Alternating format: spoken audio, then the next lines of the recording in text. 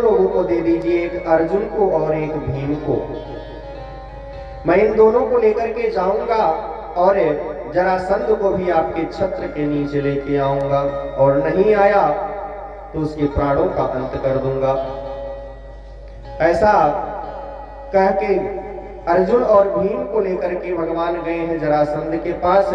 भीम और जरासंध में द्वंद्व युद्ध हुआ है और भगवान के इशारा पर भीम ने जरासंध को बीच से चीर दिया है, दोनों टांगों के बीच से चीर दिया है जरासंध को। अच्छा, जरासंध को यह वरदान था। जरासंध जब पैदा हुआ था ना, तो वह दो अलग अलग भागों में पैदा हुआ था। इसके माता पिता ने इसे राक्षस समझ करके फेंक दिया था, तो एक जरा नाम की राक्षसी थी जो इसे उठा करके लाई और अपने योग माया से, अपनी माया की विद्या से इस जरासंध को आपस में जोड़ दी थी, इसीलिए इसका नाम जरासंध पड़ा था। अच्छा, जब भीम ने चीर दिया बीच से ना, चीरने के बाद में भीम ऐसे फेंक दिए दोनों को एक ही दिशा में। अच्छा, जब दोनों को एक दिशा में फेंके तो वह पुनः आकर के आपस में जुट गया। भगवान ने दोबारा इशारा किया कि उसके विपरीत दिशा में आप फेंकिए। जब भीम ने दूसरी बार चीरा और विपरीत दिशा में फेंका, तब जाकर के जरासंध का प्राणांत हुआ। जरासंध के पुत्र को राज्य के सिंहासन पर बैठा करके उसका राज्याभिषेक कराया गया। भैया भीम, भगवान कृष्ण और अर्जुन गए हैं जरासंध के, जहां पर उसका कोष रखा जाता था, खजाना रखा जाता था, वहां भ्रमण करने के लिए। अच्छा, वहां भ्रमण कर रहे हैं ना, तब तक भीम भैया ने क्या देखा कि एक शीशे के संदूक में कोई चीज है जो बहुत चमक रहा है। भीम जब वहां पहुंचे, उससे उस संदूक को खोल करके देखा है तो उसमें एक बहुत ही सुंदर मुकुट रखा हुआ था। उस मुकुट को भीम उठा करके लेके चले आए। हाँ, बात ये सत्य है कि भीम ने जरासंध को मारा तो उनका अधिकार उस पर था, लेकिन जरासंध को मारने के बाद जब जरासंध के पुत्र को राज्याभिषेक करा दिया गया, पुत्र को राज सौंप दिया गया, तो वहां भीम का कुछ भी हक नहीं बनता था।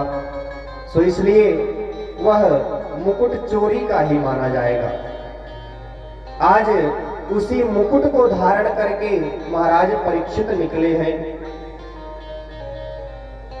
या कलयुग उसी मुकुट पे आकर के अपना स्थान लिया। अब महाराज परीक्षित आगे बढ़े हैं, वहां से प्यास से व्याकुल होकर के इधर उधर वन में भटक रहे हैं।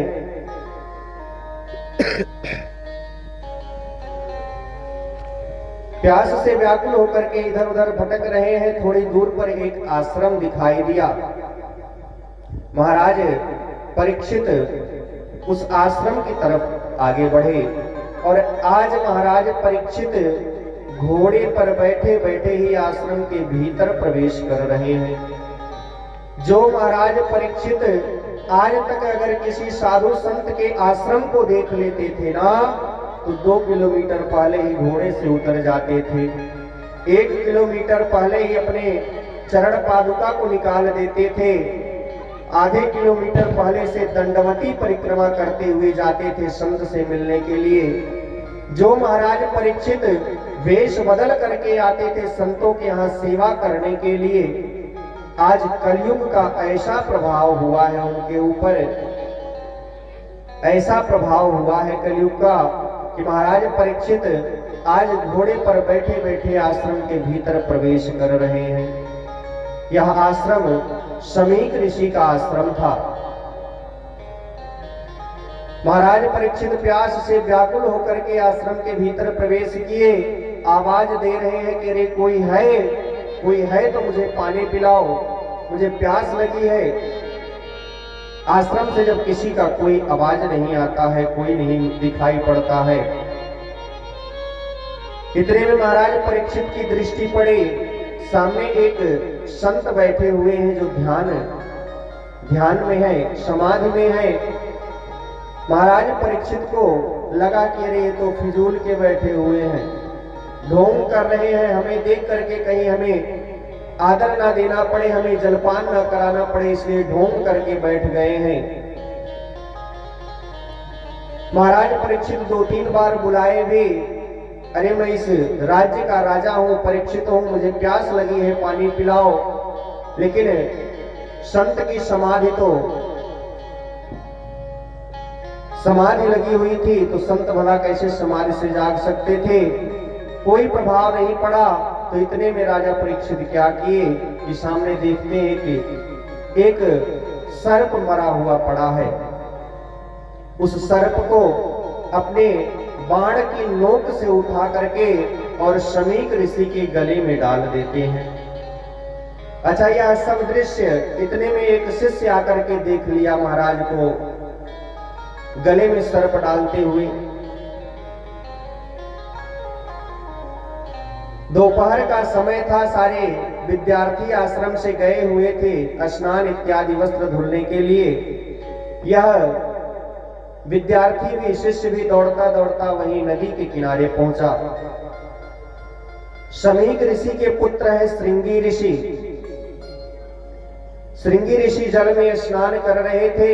यह शिष्य जाकर के सारा वृतांत सुना दिया कि कोई राजा आए थे और आपके पिताजी के गले में मरा हुआ सर्प डाल के गए हैं, अपमानित करके गए हैं।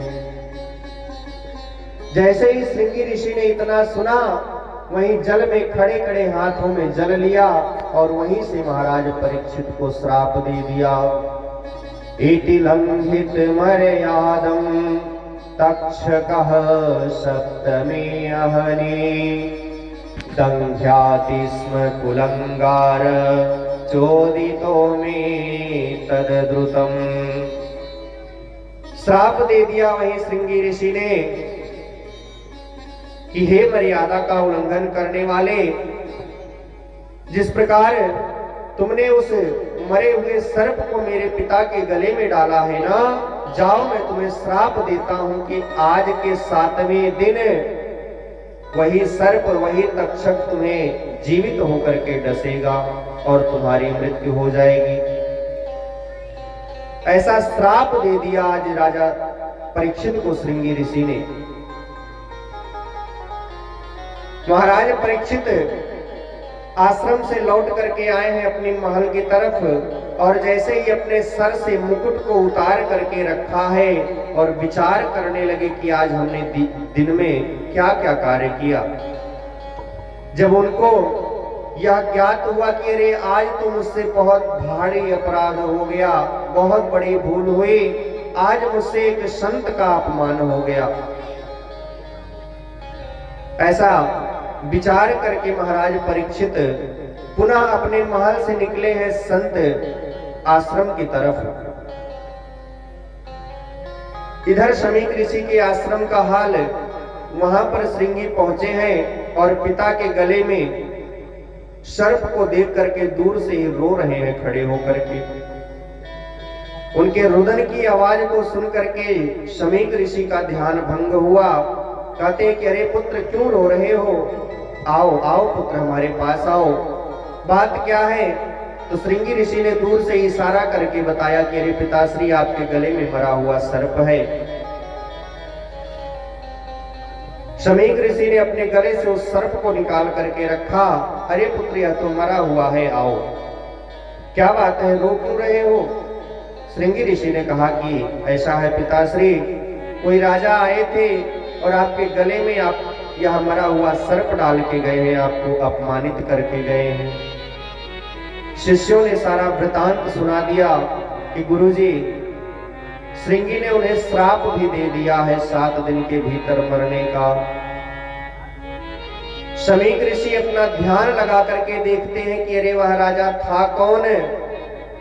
देखते हैं कि अरे वह तो इसे अखंड भारतवर्ष के एक छत्र सम्राट महाराज परीक्षित हैं। शमीक ऋषि ने तुरंत अपने पुत्र को अपनी गोद से उठा करके नीचे बैठा दिया। अरे पुत्र, ये तुमने क्या किया? अरे इस भारतवर्ष के केवल एक यही अंतिम धर्मात्मा राजा बचे हुए थे और तुमने उनको भी श्राप दे दिया। इनके बाद जितने भी राजा होंगे ना, कोई भी धर्म का आचरण करने वाला नहीं होगा। अरे पुत्र, ये तुमने क्या किया?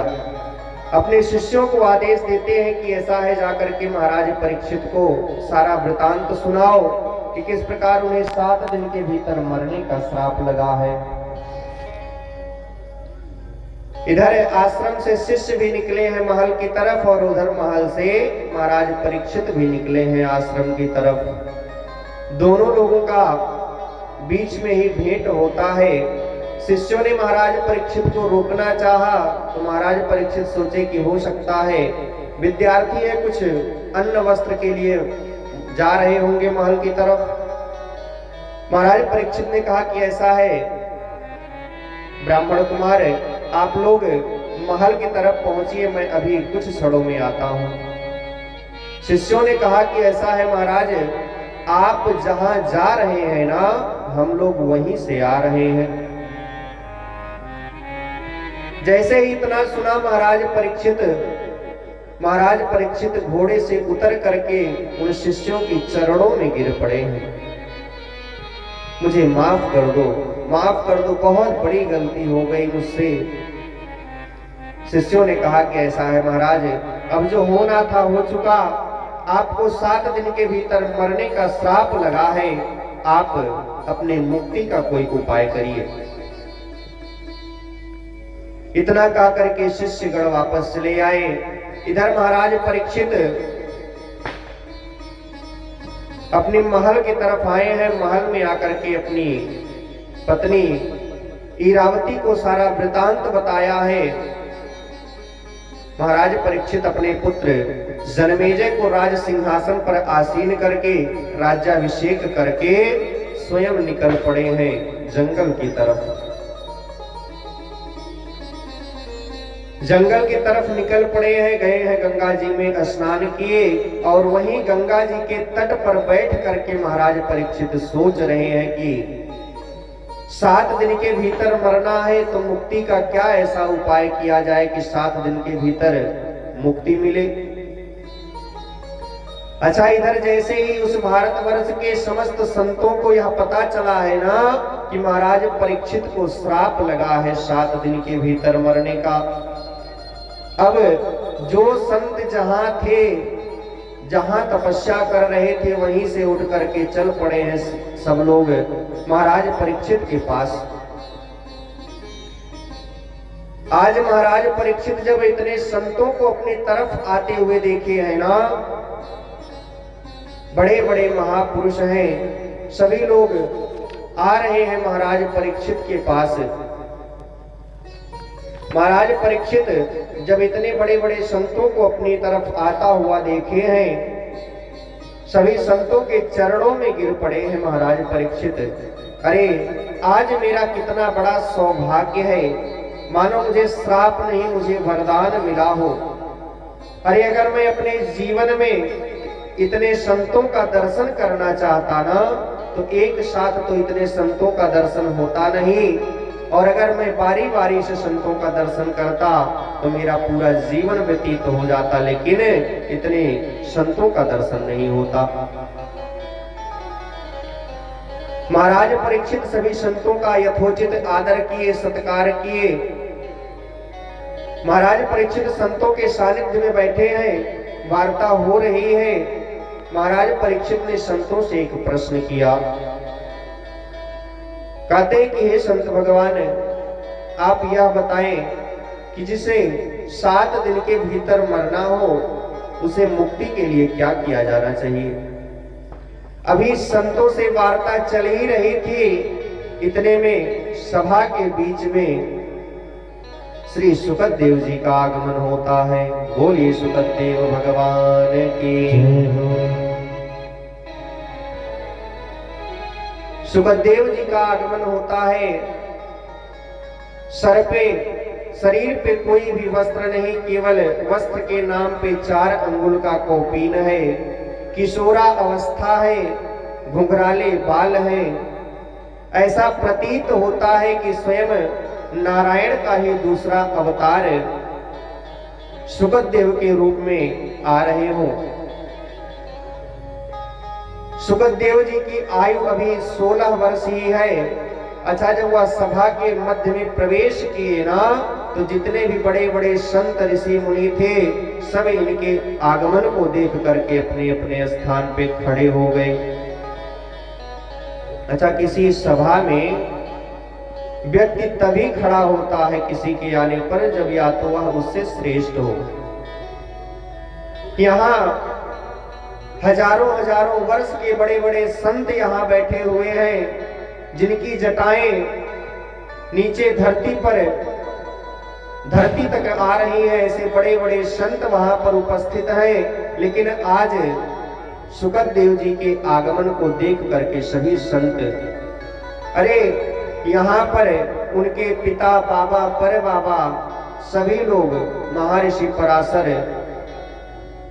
वेदव्यास, वशिष्ठ, सभी लोग यहाँ पर उपस्थित हैं। लेकिन सभी लोग इनके आगमन को देख करके अपने स्थान को छोड़ करके खड़े हो गए।